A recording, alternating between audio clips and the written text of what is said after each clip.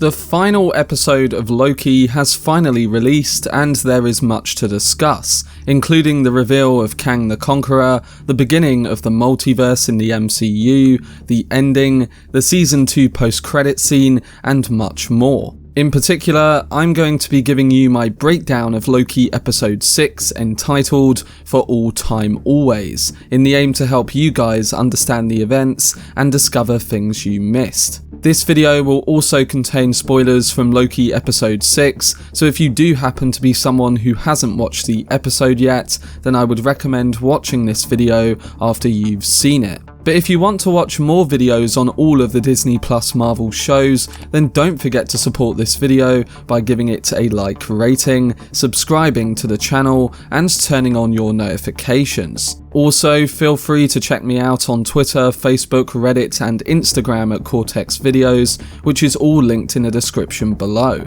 But without further ado, let's dive into the finale of Loki.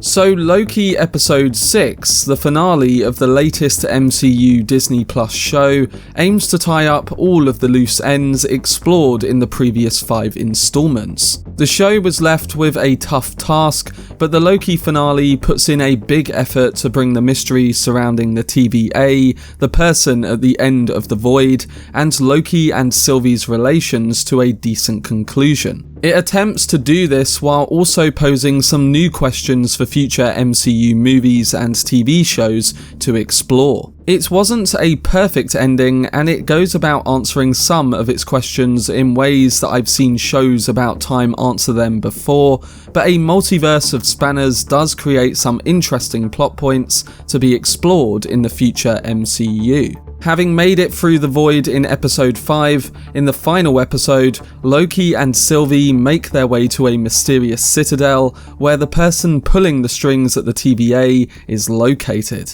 Beyond the void and Alioth's guard, Loki and Sylvie discover a portal to an asteroid inhabited by an intense and desolate towering structure. At its peak, the two spot an illuminated window indicating that someone is home. Inside the dark atrium of the citadel, Loki and Sylvie cautiously approach the dark and looming center, where materializing before them, and much to their surprise, is Miss Minutes. She congratulates them on their long journey and welcomes them to the citadel at the end of time. The pair have apparently impressed He Who Remains, who is the one that has created and controlled everything. The sentient time clock tells Sylvie and Loki that the man behind the curtain wants to offer them a deal, and after making a few creative adjustments, He Who Remains has made it possible for both Loki variants to be reinserted on the sacred timeline, to exist on it together without disrupting anything. When they reach the Hall of Heroes, Loki questions if He Who Remains is even still alive, as the hall appears abandoned, in a state of disrepair and negligence. However, the two are startled when they hear an elevator suddenly operate. He Who Remains remarks on their long and painful journey to get to him, and he says that he has been known by many names in his time, including Conqueror. So everybody say hello to the character that many of us have been predicting, and that is in fact Kang the Conqueror, played by Jonathan Majors. But all is not as it seems from the perspective of the audience and our main characters, when the variants are perplexed by his casual demeanour, nonplussed by the scenario at hand, which involves him losing and them finding him. In the Marvel comics, Kang the Conqueror is a villain who frequently goes up against the Avengers. Harnessing technology from the future, Kang, who is simply a human, has the ability to travel through time, in addition to having the augmented strength to square up against the mightiest heroes. In Loki, Kang doesn't actually introduce himself to Loki and Sylvie by his actual name, preferring to maintain his elusive aura. He explains to them that before he formed the TVA, he hailed from the 31st century, where he encountered several of his own variants travelling through the multiverse. While he and several of his variants worked alongside each other, others were hell-bent on conquering the universe, resulting in a multiversal war. Kang therefore decided to form the TVA and preserve the sacred timeline to keep complete and utter destruction at bay. This is very comparable to what happens in Westworld Season 3, where the villain Tesseract controls everyone using an algorithm that predicts that the world will be thrown into chaos without it. I can't help but think of that having seen it last year, and to add to the comparison, Kang even shows a pack of papers that detail all their current and future dialogue. This is something we also see pop up in Westworld, and alongside the question of free will, it's interesting to see the influence they gathered for this season of Loki. But before Sylvie drives her dagger through Kang's heart, he tells her and Loki that if he is killed, infinite versions of himself, who are far more evil, may take his place. Determined to convince the pair that they can't kill him, he of course pulls out the papers of dialogue, showing them that he knows what is going to happen. He tells Loki and Sylvie that there is only one outcome to this discussion. Livid, Sylvie questions why they are even here, and he who remains reminds them, saying, "You know you can't get to the end until you've been changed by that journey. This stuff, it needs to happen." To get them in the right mindset to finish the quest, he asks Sylvie if she can really trust Loki, and is she even capable of trusting anyone at all. Crossing the threshold in time, he who remains reveals that he had lied earlier. While yes, he did know how things were going to pan out, he only knew everything up to a point, and that point has literally just passed. In complete openness, he explains anything that happens now is all unknown time, and as the person who spent eternity knowing everything, this appears pretty thrilling to him. This results in the focus of the episode being shifted for a few moments back to Loki and Sylvie, as they now have a decision to make. In previous episodes of Loki, a romance between Loki and Sylvie was implied, but never officially confirmed. Several fans found the idea of Loki and Sylvie getting together peculiar, considering they are different versions of the same character, and a relationship between them would therefore be awkward.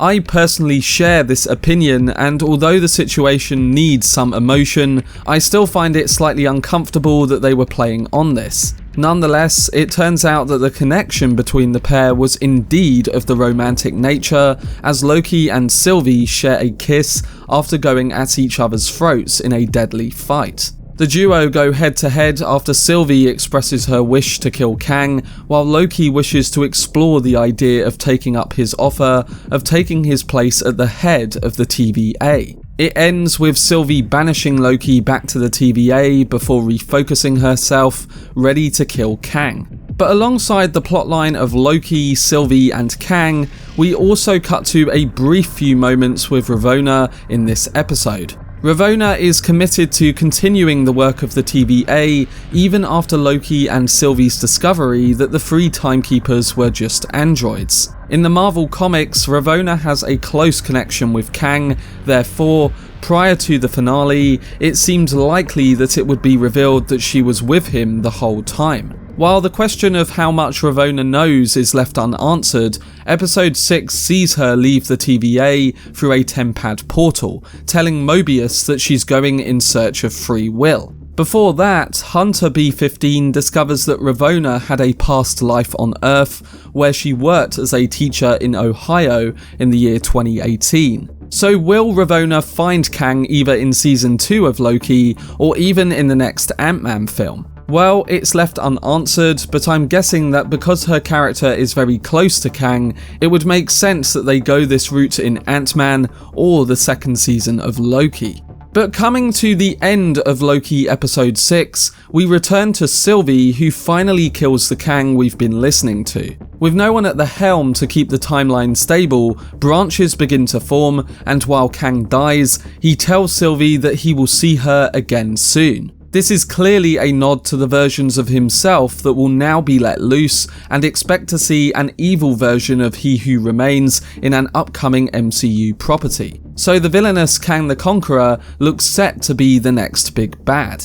But while all of this goes down, we come back to Loki, who ends up at the TVA. After Loki is transported back to the TVA by Sylvie, it's revealed that neither Mobius or Hunter B-15 remember who Loki actually is. As Loki realizes that Mobius doesn't remember their past interactions, he looks around the TVA to discover that the large statues of the Timekeepers have now been replaced with effigies of Kang. So clearly, Loki has been sent to another timeline where a different version of the TVA exists, but it's unclear what this means for the character. In other news, it turns out that the God of Mischief may have survived his Infinity War death at the hands of Thanos. And it leaves us wondering what kind of Kang is in control of the TVA that Loki finds himself at, but I'm guessing it's the evil one that many fans know from the comics. And Marvel fans would be disappointed to know that episode 6 of Loki does not have a traditional post-credit scene. While WandaVision and The Falcon and the Winter Soldier both had post-credit scenes with actual new footage, Loki has turned out a little different. Midway through the credits of the series finale, an extremely brief clip shows a close-up of a case file for Loki. A stamp on the report provides Loki fans with an important announcement that the Marvel series is officially returning for Season 2. Now, while some may be disappointed not to have seen more footage from the show, the fact that Loki Season 2 has already been confirmed will no doubt be a massive source of excitement. With so many cliffhangers to address, Loki Season 2 is surely going to be another interesting ride through time.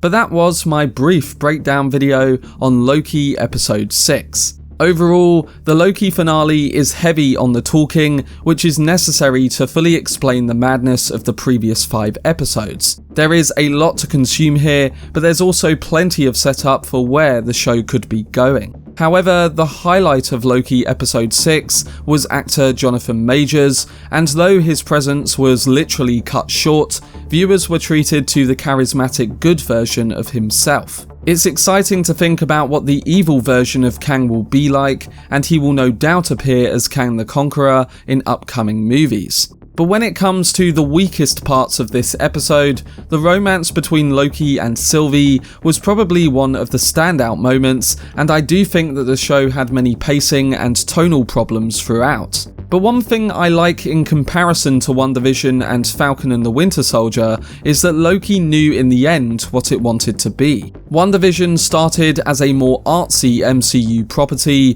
that then diverged into a typical one. Falcon gave us interesting ideas, but the execution was also hurt by the pushing of the MCU formula as well. But Loki, for the most part, indicated that it was going to be a bigger influence on the universe, and it delivered in that regard. Again, the ideas in this episode have been done in other shows before, and probably a lot better, but I was happy that they did succeed with all the multiverse and universe-related openings.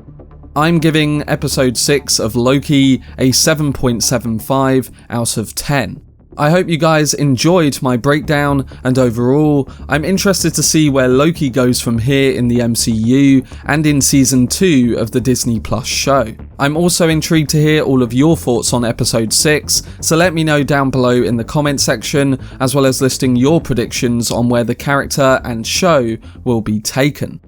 For more content on shows like Loki, then don't forget to subscribe to the channel and turn on your notifications. Also, if you enjoyed this video, remember to leave a like rating and follow me on social media via the links in the description. I am covering and bringing constant updates on all the new Marvel shows and movies, alongside planning a Loki video essay to be released in the next few days, so make sure to keep a lookout for whenever I post. But anyway, I hope you guys enjoyed it. I've been Cortex, and as always, make some noise.